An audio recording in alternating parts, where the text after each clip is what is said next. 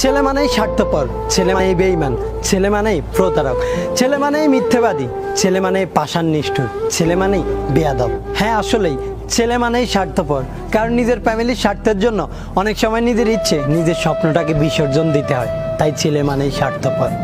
হ্যাঁ, ছেলে মানেই বেঈমান, কারণ ফ্যামিলির দিকে তাকিয়ে অনেক সময় নিজের প্রিয় মানুষটিকে দেয়া ওয়াদাটাও ভঙ্গ করতে হয়। তাই ছেলে মানেই বেঈমান।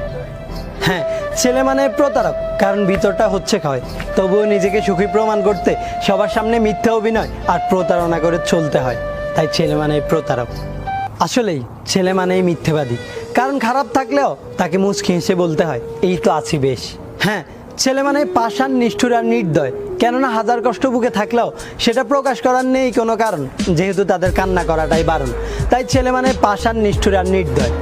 আসলেই ছেলে মানেই বেয়াদব, কারণ নিজের ফ্যামিলির আত্মসম্মানের প্রশ্নটা যখন সামনে এসে দাঁড়ায়, তখন সবচাইতে শান্ত ভদ্র ছেলেটাও দুনিয়ার সবচাইতে বড় বেয়াদব হতে বাধ্য হয়। তাই ছেলে মানেই বেয়াদব। ছেলে শব্দটাই এমন, যাদের উপরটা পরিপাটি কিন্তু ভিতরটা হচ্ছে পোড়ামাটি। আসলে ছেলেদের জীবন এমনই হয়, হাজারো কষ্ট বুকে চেপে নিয়ে দিন শেষে সবার সাথে হাসি মুখে তাদেরই চলতে হয়।